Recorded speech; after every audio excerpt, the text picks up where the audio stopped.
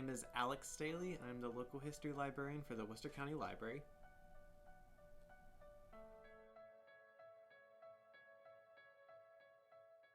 I have worked for the library for about 2 years, so I started in the summer of 2019.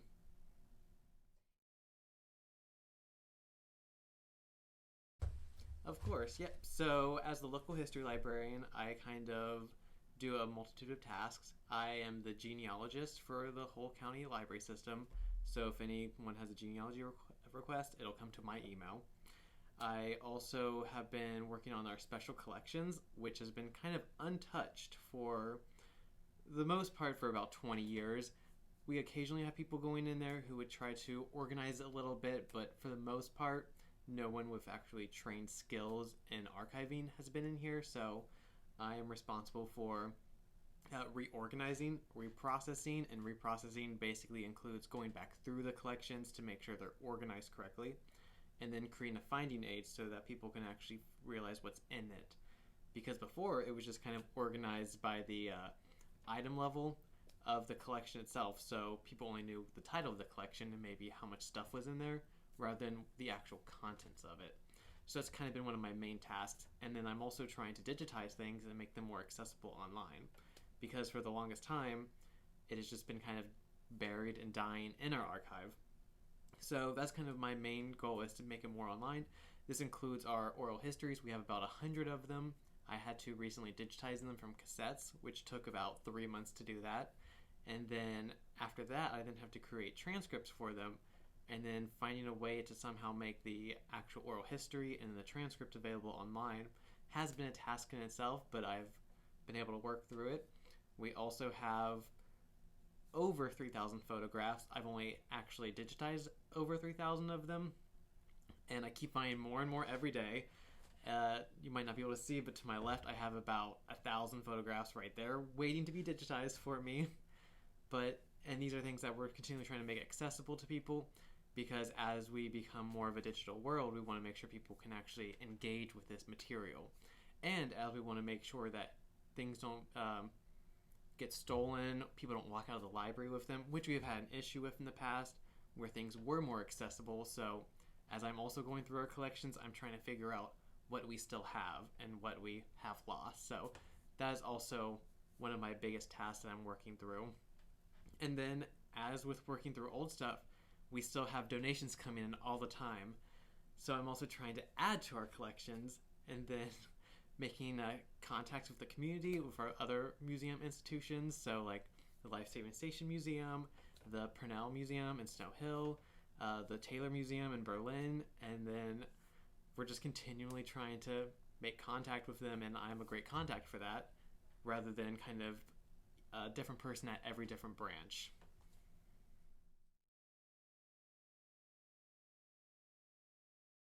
Yeah, so when the pandemic first started coming to Maryland, I was actually a little bit worried before then, because a lot of my family lives in Ohio. And so Ohio was having spikes way before Maryland was. So I was actually pretty worried ahead of time. I mean, my sister recently started a job at a law firm, and so like she knew people who were coming down with COVID. And so I was just worried about all of their safety and what was happening to them. And then, yeah, as it was coming here, I was trying to figure out if there was going to be any repercussions with jobs here, since I had been employed for a full year. Luckily, there has been no issues with that, and that's the county-wide system, even full and part-time staff. But, just casually things that would worry you. I mean, we closed down for about 2 months, to where people really couldn't come in and grab any of our materials. We were still operating in the sense of helping people, taking phone calls every now and then also just trying to provide online resources.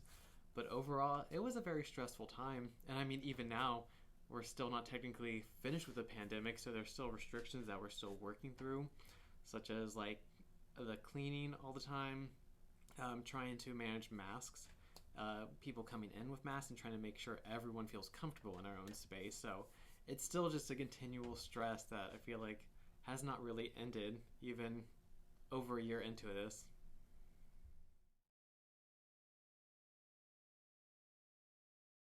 Yeah, so the things that the library actually started doing in response to COVID. So, like I said, we were closed for maybe not a full 2 months, maybe. I can't remember. Time has kind of escaped me.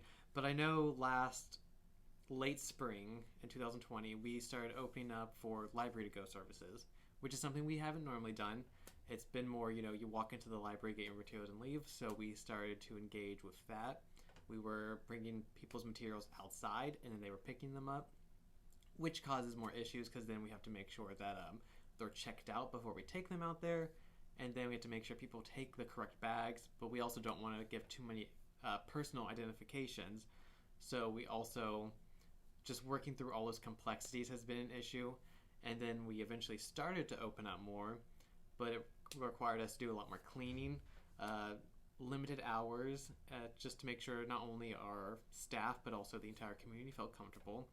And then even before our community might have felt super comfortable coming in, we want to make sure the staff also was comfortable since they were going to be dealing with a large amount of people. So it's actually been just recently that we have almost gone back to full operating hours. But even then, we still kind of are not encouraging lingering. We don't have many of our seats around to make it to where people can kind of just grab the materials and go. We have to make sure our computer appointments are kind of every other computer, so that limits the amount of people on the computer at a time, which is difficult. And then also just trying to adapt to this, we've also recently purchased laptops so that people can check them out. And then if people don't have Wi-Fi, we also have Wi-Fi hotspots now. So making sure we're trying to make it to where people who need computers but maybe don't feel comfortable coming in, or maybe there's not any computers open for them, that there are still options for them. So we've been trying hard to make sure that the library is still here for the community.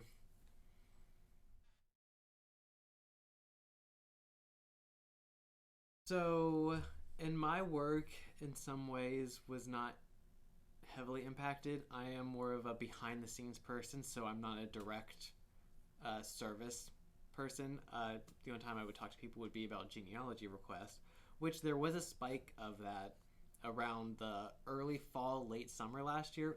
But other than that, I mean, I was able to kind of more continue working on my collections, processing. One of the things that I was able to do that I was actually able to accomplish because we didn't have people in here at one point was our genealogy room. I was able to reorganize it because we actually had our collections was on the floor, the bottom shelf, which makes it difficult for people who maybe are in wheelchairs or just older individuals in general. So I had to reorganize it to make it to where it was either at like chest height or at the height of when you're sitting down in a chair, you can easily grab our genealogy materials.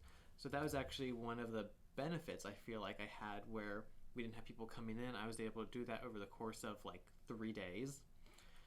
And then other than that, I mean, it's really just kind of continually moving for me. It's just digitizing, making it more accessible. I think this is also a reason why digitizing has become so important. I mean, because we're not encouraging people to come in and do research, so I'm trying to make it more and more accessible online so that people can just stay at home or wherever they need to be to access all of our materials. Yeah, so the pandemic in a way kind of shifted into the realm of like further accessibility. Yep, so exactly. So not, physical, but maybe virtual accessibility. Yep. And allowed the time and space for you to do that work more thoroughly.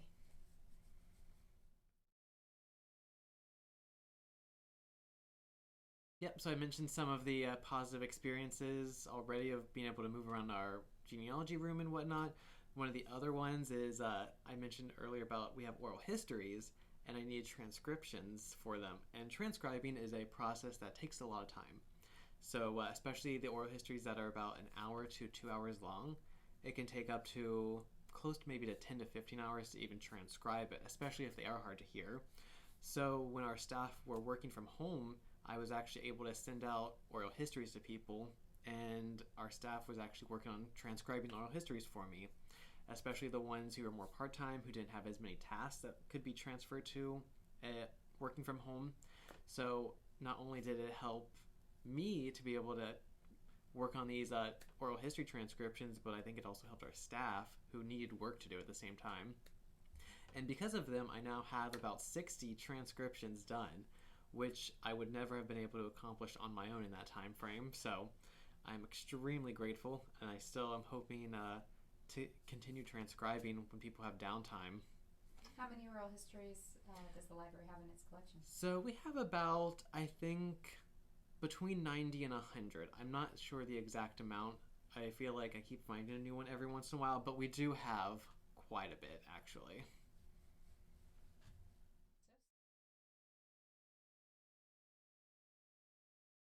Yeah, so I think professionally, I think working with people has become very apparent that it is very necessary to have a strong connection with those that you work with, because as soon as something goes wrong, people are having to pick up other people's struggles in some departments and then also contribute in other areas that they haven't normally done. So I think that was one of the most biggest things. Also, just reaching out for help when you need it, I think. Uh, it was a really strange time that no one has ever gone through before. So, I mean, working with everyone around you and trying to keep spirits up has been very difficult. And then just in life, trying to slow down more, not being able to leave as much has really caused me to slow down, I feel like. I'm not as needing to go out and do things as often, though now I am kind of starting to want to go out and do things more because it's been a year and a half. But I mean, not as often. It's been nice to kind of relax and just kind of more enjoy life and just go with it in that way.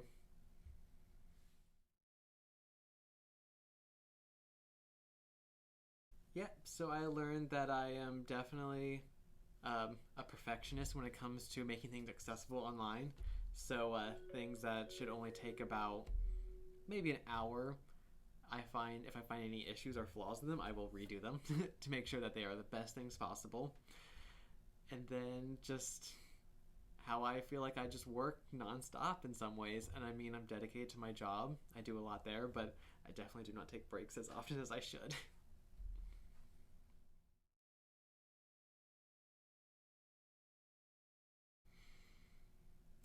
I think one of the moments that I will never forget is when I received a bunch of requests genealogy wanting to come in and just do research because they had no idea what to do. They just wanted to get out, and we had to say no. I think it makes me realize how important we are for the community and also how much people do rely on us. And so I'm glad now that we are more open and accessible for people. But I think it just kind of was always so hard kind of telling people that they couldn't come in and do the things that they wanted to do, especially if they are from far away, which people do visit Ocean City and they'll come down to me to look at my collection. And so that's even harder if someone comes from like Colorado and this is the only time they're able to come in a decade. So it made me realize that every person who comes in, they definitely need to be treated the best they possibly can and try to help them out as much as I can also, and just give them the time that they need because that's sometimes all they want.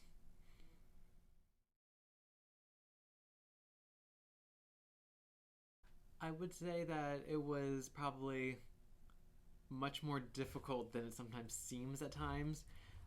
Especially, I feel like it's almost more difficult now in this year after because we're in this weird phase where some people are vaccinated, some people are not vaccinated.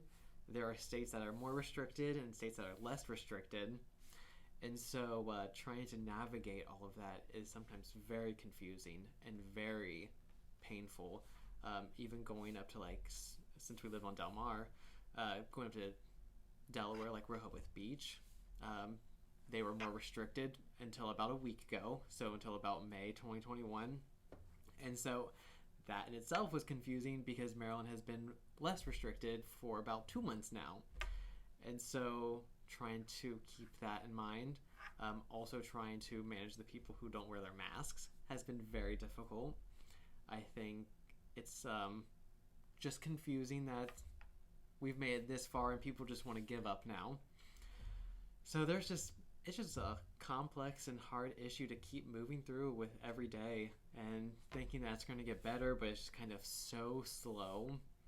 Also, the concept of time, I feel like, does not exist at this point. I mean, I've been working here for 2 years now, but it kind of feels like 3 months in some ways. But it also feels like 5 years. So trying to just move all that around and just like still move on with life is sometimes just very difficult to do.